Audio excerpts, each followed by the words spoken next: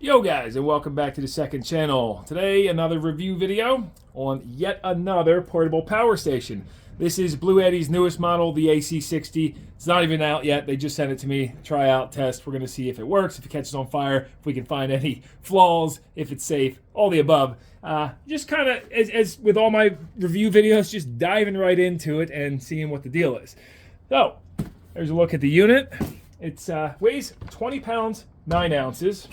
It measures roughly 11.5 by 9.5 tall and 8 inches deep. Try to keep this fast paced, so excuse me if I speak really fast. Just had my coffee too. I did want to show you the package it came in, nice and secure. You know, your accessories come in a top box, and it had a bag over top of it, and everything was in foam, so no damage there at all. I'll keep that box for something else. The accessories that it does come with is going to be your AC wall charger. I've already charged this up. The DC charger for if you want to plug it into your car and charge this when you're going down the road. And the solar charger. So this unit's rated to handle a 600 watt load, continuous, pure sine wave. And inside you got a lithium iron phosphate battery. It's 403 watt hours or 20 amp hours. However, if 400 watt hours is not enough juice for you, probably the coolest part about this is that it's double expandable. Now you got, I got a helicopter going over and I hear Gus crying over there. Hold on. I think he wants to go back in. Okay, mister. Gus. Oh, there he goes. All right, he's probably hungry and thirsty. Okay, so what I was saying is, over on the left side, you have 2 ports for expanding this.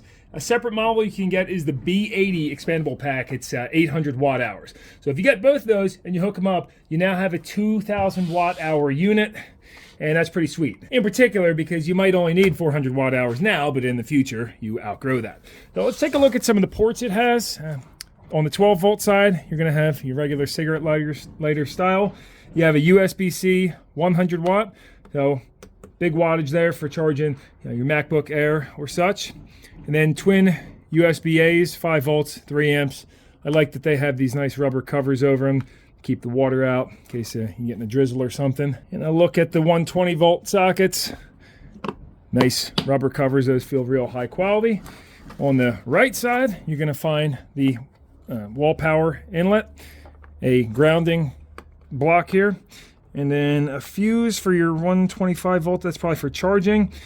And then this is the DC port. So whether you're using the solar adapter or charging it with your car, that's where that would plug in. With solar, this can take up to 200 watts of charging with a voltage from 12 to 28 volts DC up to 8 amps.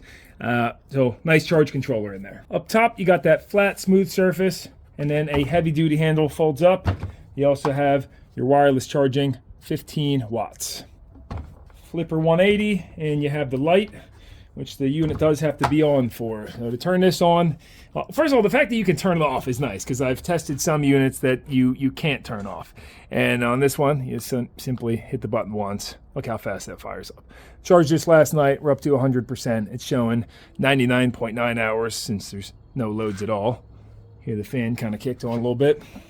Let's test that LED light on the back. You got low, high, and then the SOS. Pretty standard features for these. Let's give this thing a whirl now. Turn your outlets on. One press, you'll hear the click and the AC come up. DC, same thing. And try out the wireless charging up top. That is not on yet. There it goes. And it says wireless fast charging on there. So that's putting out good wattage. Let's test the USB-C 100 watts. See how much it can actually push. This Gulu. It does a pretty good load. It'll pull up to 100 on supercharge. See what that ramps up to. Yeah, 95. So just about there. Call that satisfactory. Now I'm going to turn the DC inverter off. We'll do some AC testing. I don't know if you already noticed, but the screen does time out after a minute on this, and then just hit any button. So I've plugged in this kilowatt meter. We're showing 110 23 volts.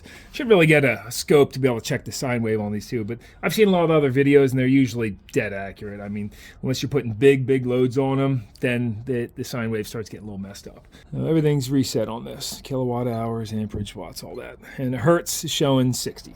This also indicates 60 hertz right here. I think that's adjustable within the app, which, speaking of, let's pull that out real quick and see how fast it connects. The app was real easy to open, and I said no to all the permissions, and it's already showing the device AC60 has a number on it. Let's see how fast that connects.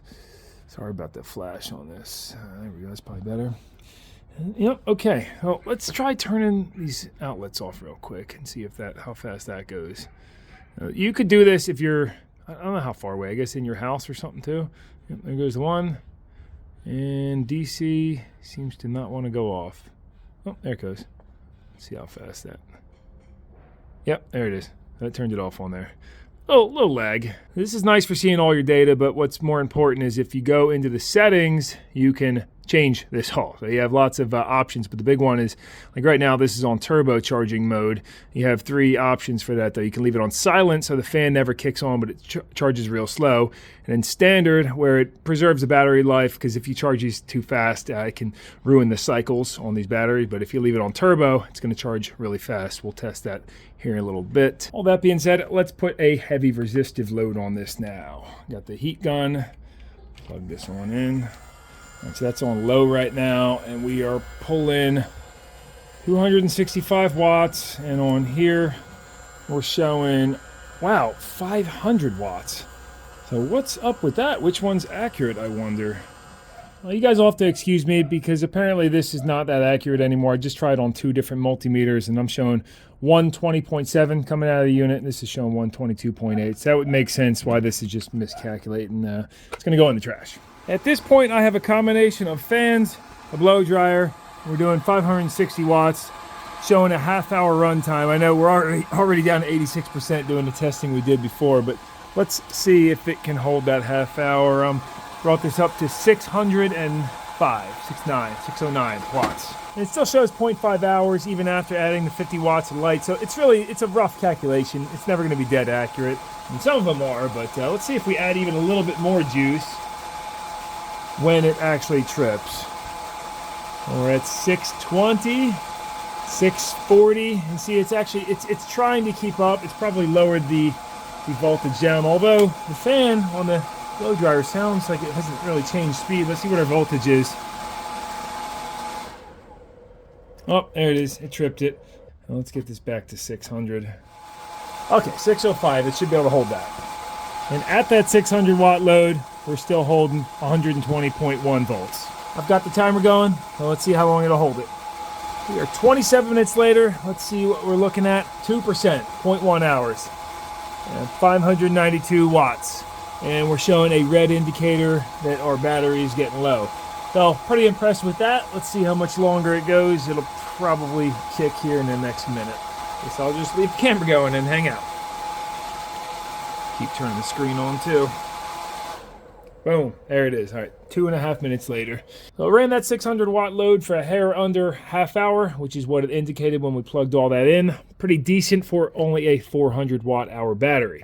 That would mean, theoretically, if you didn't have any losses from thermal or anything like that, it could run 400 watts for an hour, but you never truly get that. The fan has already shut off, and the unit's not hot whatsoever. Slightly warm to the touch on the side and the top, but not hot. I just plugged it into the wall power. Let's see if it goes right to charging. A lot of time these units have to cool down. They're too hot to charge after you go through a full cycle like that, but not the case with this one. It's already ramping up.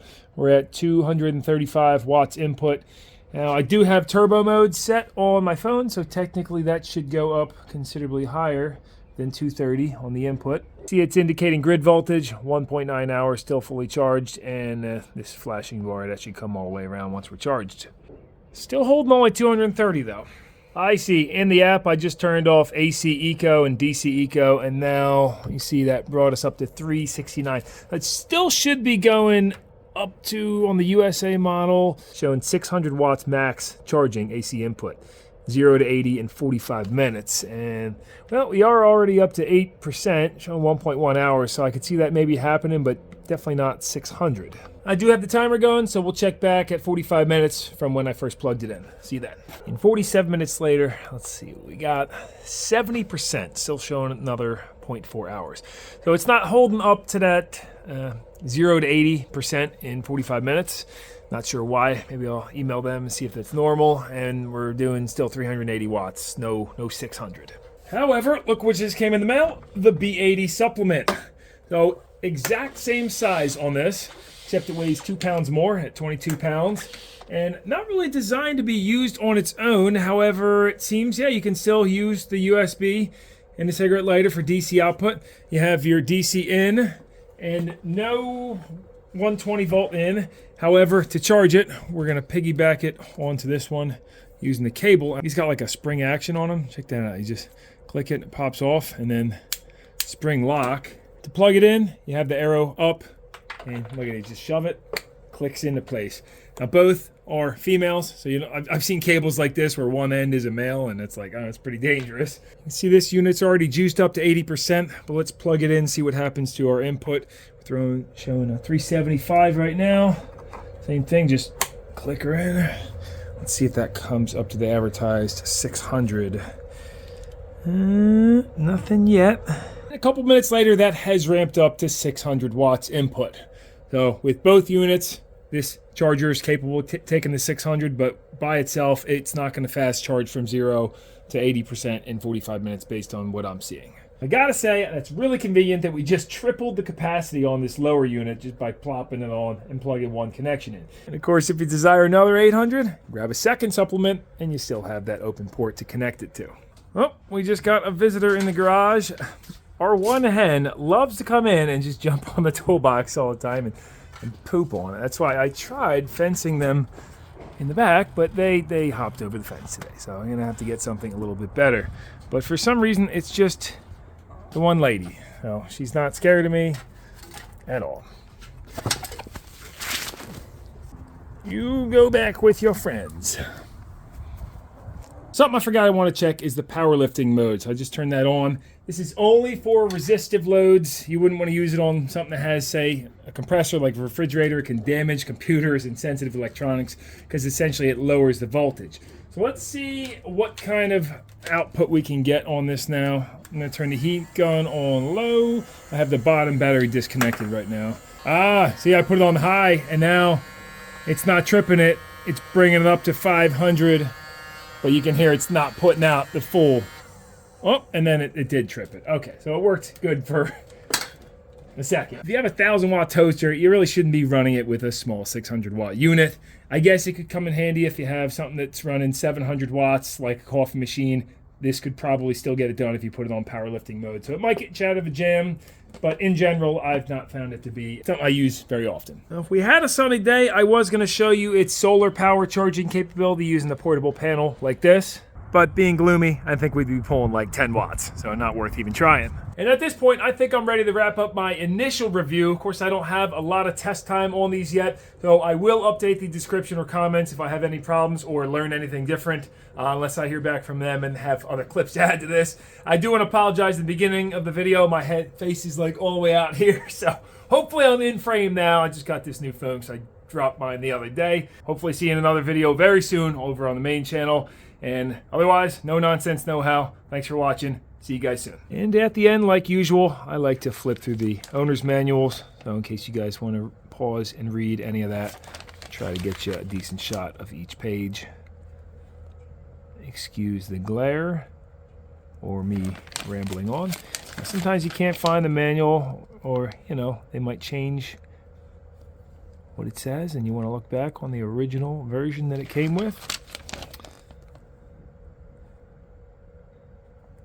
Here's a big one. Here's the specs. Now, of course, they have 5 different models depending on what country you're in, with different AC inputs. Sorry, get my finger out of there. So in case you guys want to pause it. Alright, this glare's killing me here. I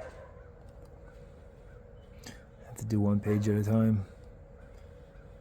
You'd think I would just finally come up with a better way.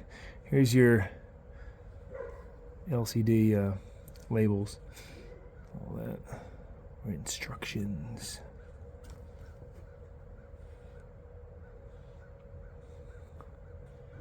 Generator charging. These companies always say, oh, it's got 4 ways of charging, and the 4th one's the generator. I'm like, well, that's pretty much wall charging. I mean, it's same difference. So that's something we didn't really cover in this, is the surge of 1200 watts with 2 AC outputs.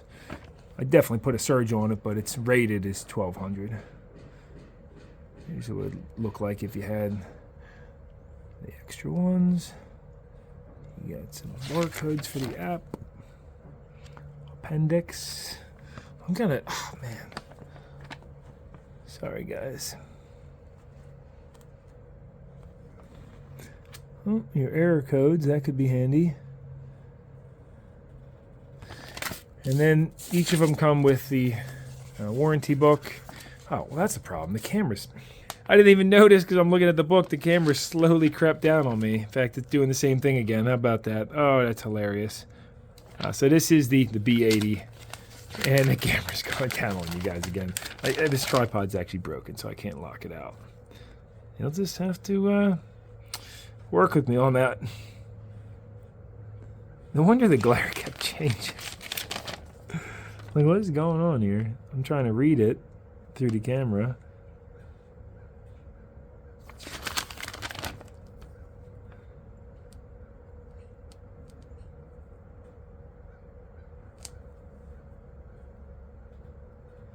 I mean, if you're on a desktop, you're going to be able to read this stuff, no problem. On a phone, it might be tough.